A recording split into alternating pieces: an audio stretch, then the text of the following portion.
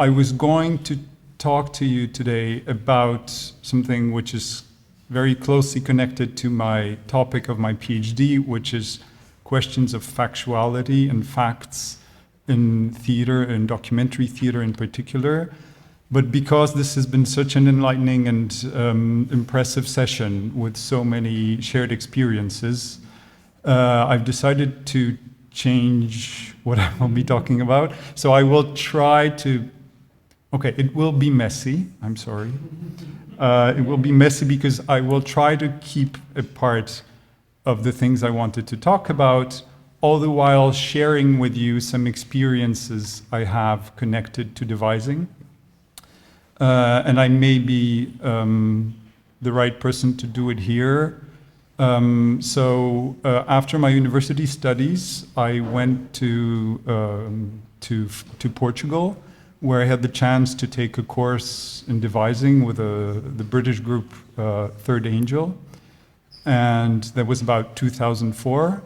I came back, I believe it was 2007, I came back to Poland, and when I would tell people that what I do, what I'm interested in is devising, nobody understood me.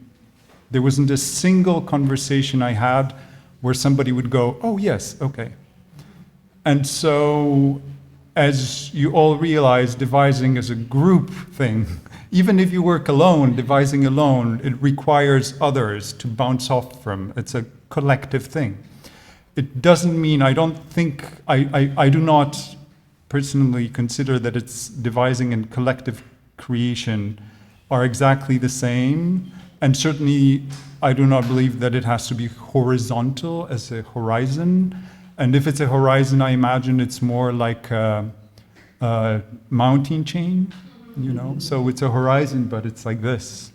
And you look at these different mountains, and they go up and down, and they go in all directions, and it's 3D. But still, it was a pretty desperate moment for me to discover that I have nobody to devise with.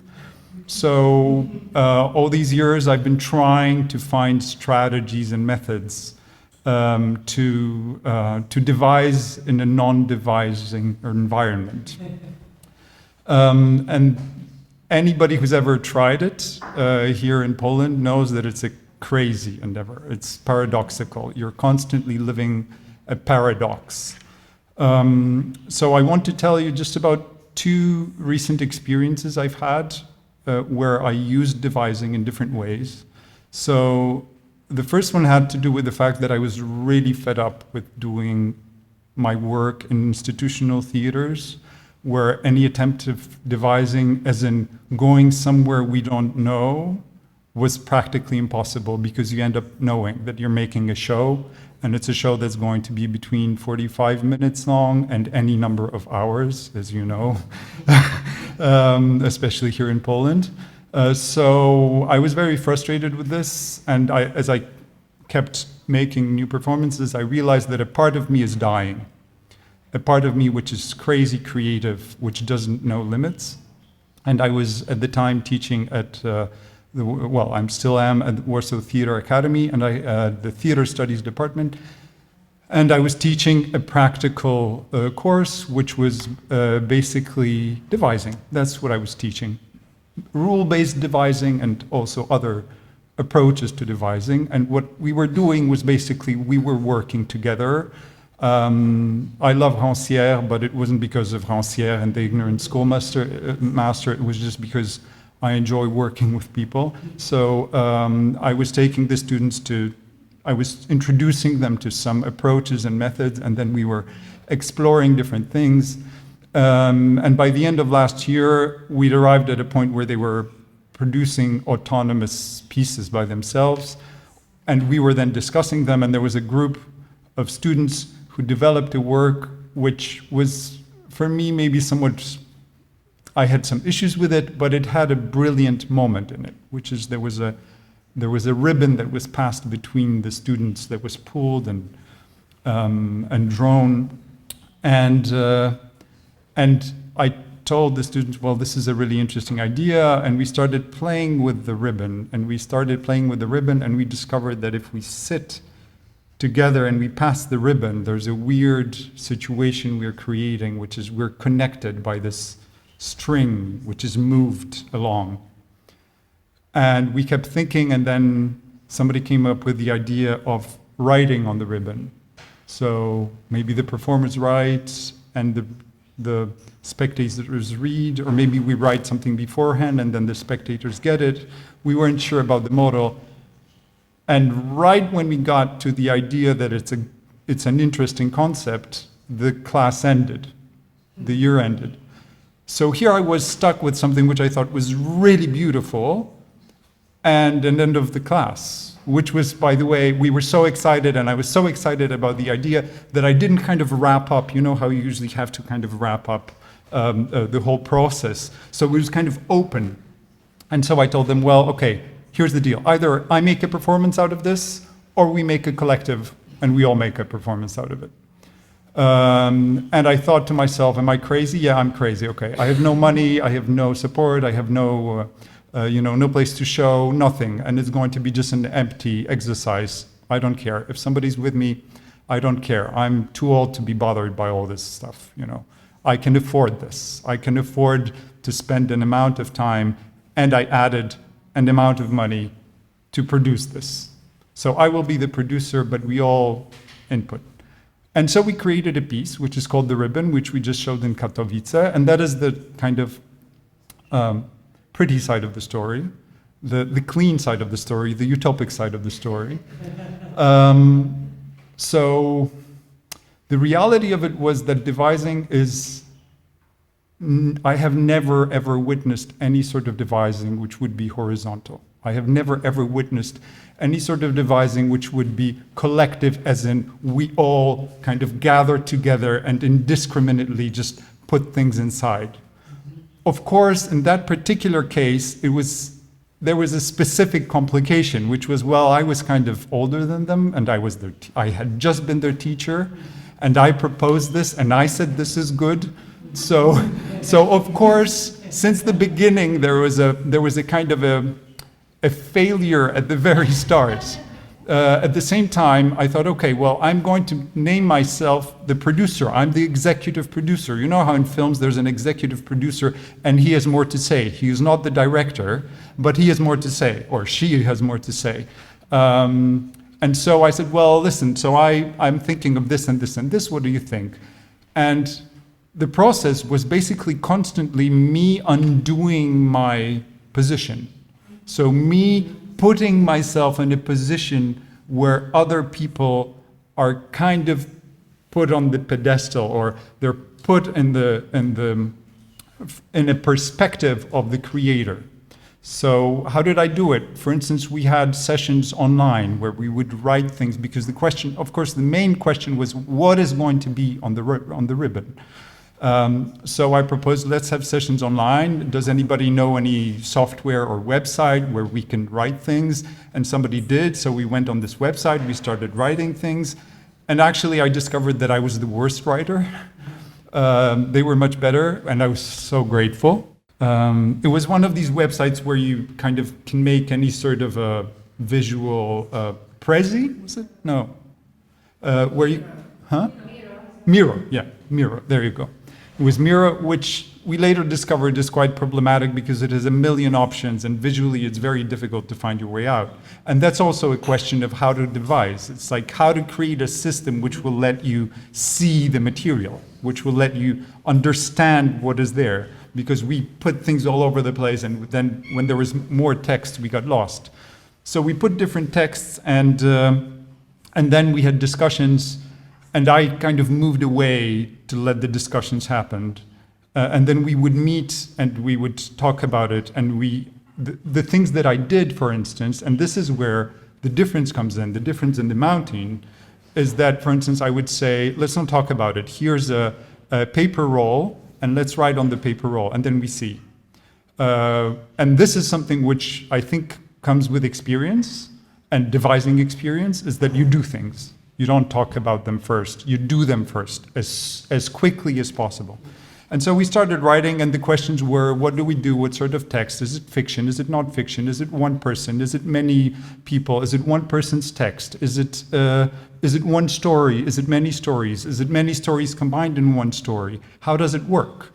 Because we ended up with a very clean idea. There is a ribbon, and there's up to 15 spectators sitting in a semicircle, and they're passing the ribbon, and they're reading a text.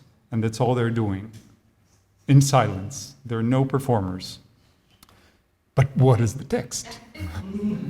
So that's where I became a little bit the father figure, because I started saying, well, write a bit more. Can we write a bit more? Can we have a bit more? How about something else? How about something from your lives? How about something, because we talked about it and we came to the conclusion, well, there's a thing about this, which is it's intimate. How can we push the intimacy as much as we can?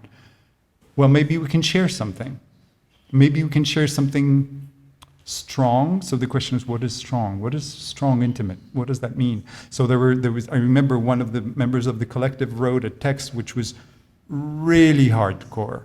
It was like, oh shit. And we didn't know what to do with it. And I said, well, we were at a physical meeting at that time, and I said, well, okay, this text is the first text that we're having a problem with, and we're going to remember it.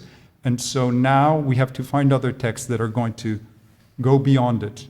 Because that text was a little bit like being shocking for the shock's sake, pour épater les bourgeois, the French say, right? To shock the bourgeoisie. And so we kept the text, and here's a thing related to devising. The rule was, if you're there at the meeting, you decide. Which means, we were at the meeting, we decided we want the text. What happened was, at the next meeting, there were other people from the collective, and that particular author of that text wasn't there. And these other people asked, like, what is this doing here? It doesn't make any sense. It's a ridiculous text. It's very hardcore, but it's just pour épater les bourgeois. And so guess what? We got rid of it. And it was a crisis. The author then came back and said, well, listen, you said it was a good text. You said this was our thing. You said we're keeping it, and now we're not keeping it. What sort of a collective is that? What sort of a devising is that? It's a messy one. In the meantime, we started producing texts that were more and more personal, and we ended up keeping the personal texts. And now the ribbon is a collection of personal texts. And so now I'm going to jump to this other part, this thing that is my obsession, which is the question of facts. So I think even Krisha mentioned at some point that, of course, only interpretations exist, not facts. Well, I disagree with that. And I think that facts are actually quite a wonderful, beautiful thing, which is something we can share. And if you think about some facts from the recent things happening around the world, we all possibly, I would dare say we all share the acknowledgement of the fact that there is a war in Ukraine and that Russia started the war by invading Ukraine. Not everybody will agree with this. But I think everybody here is going to say that's a fact. It's not just an interpretation. We will say it's a fact. It's something where we can meet. It's a space of meeting. It may be temporary. It's like a temporary ontology, but it's there and it helps us to be together. And my experience as a theater maker and as a deviser is that this meeting around reality is a very strong way to meet. It's a very strong way to say, yes, we are here, we're at this point. And guess what? Contrary to what a lot of scholars are saying, when you make a work which is a theater of the real, as Carl Martin calls it, or documentary theater, as we would probably say in Poland, where the term documentary is a bit broader than documentary theater in the Anglo-Saxonic world. Audiences understand it.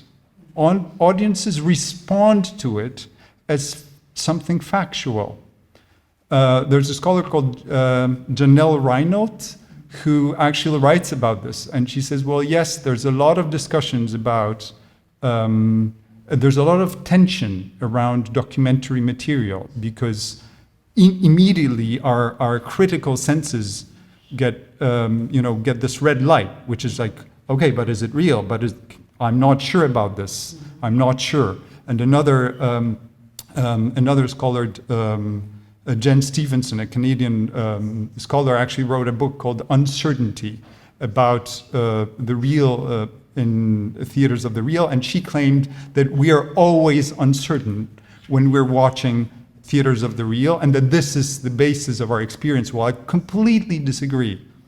Because my experience as a theater maker, as a deviser, and as a spectator has been that actually, yes, it's possible that these texts that my colleagues from my collective wrote, that they were fiction. It's possible.